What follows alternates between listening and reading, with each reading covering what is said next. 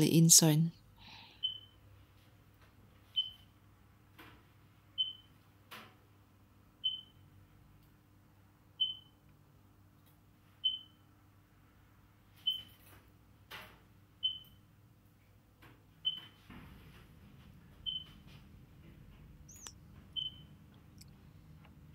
To stitch up the incision, use appropriate size absorbable sutures. In a little cat, I would be using no more than a 3/0.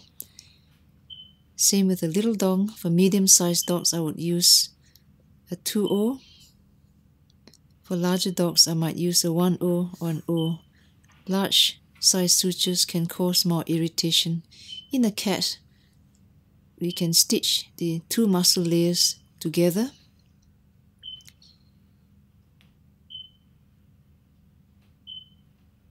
Do not place too many sutures, because the more sutures there are, the more irritating it will be, and there may be suture reactions.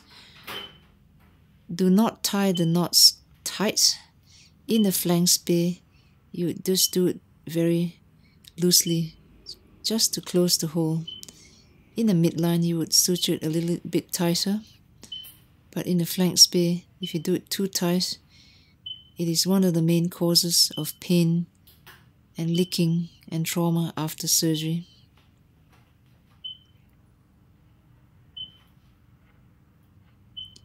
In the cat flank spay, I would put no more than maybe 3 or 4 sutures, depending on the size of the hole.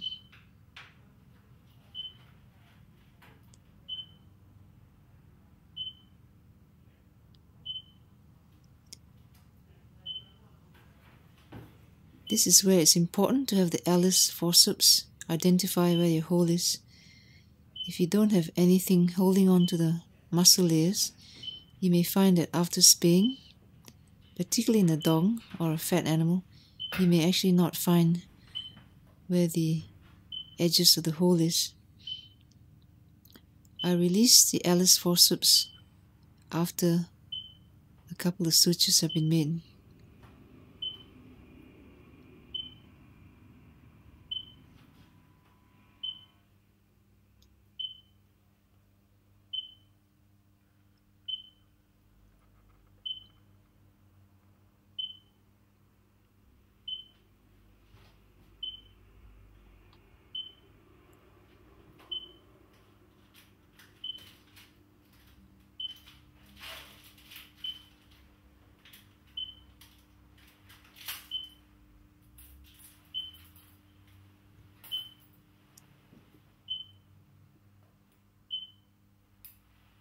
If you need to stitch up the subcutaneous fat, only put 1 stitch in.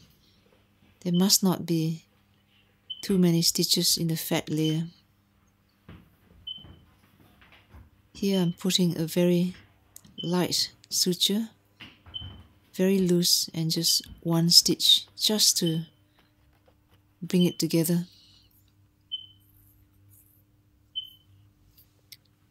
Remember that too many stitches, the wrong sutures, that is too big, will irritate the animal. In stray animals, you would do intradermal sutures. Notice that I'm putting the first stitch from inside to out, changing the needle, and on the other side again from bottom to top.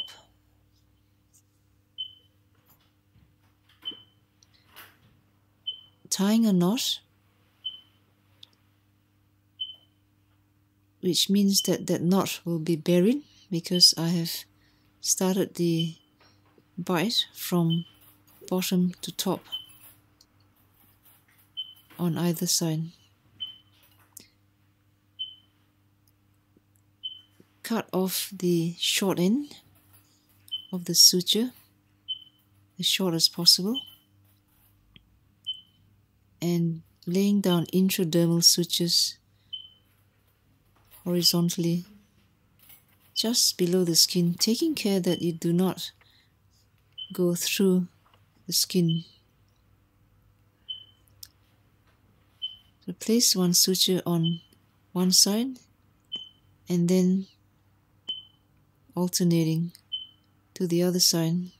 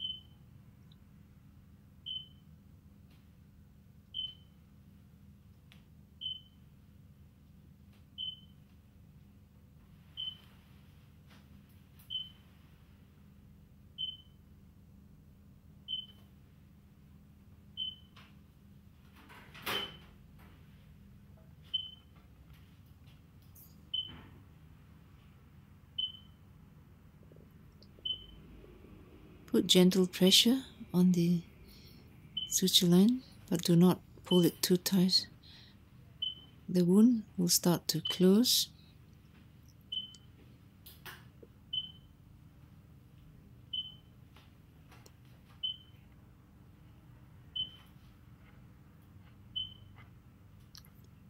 When you get to the end, do a knot and gently pulling the skin together.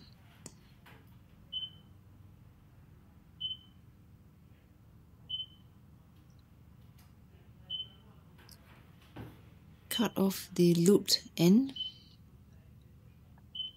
and then using the needle, thread the needle from inside to the outside, the skin, and just pulling it gently so that knot is buried, and then cut off the suture. Meanwhile, the nurse is tattooing the cat on its left ear to identify that this cat has been desexed.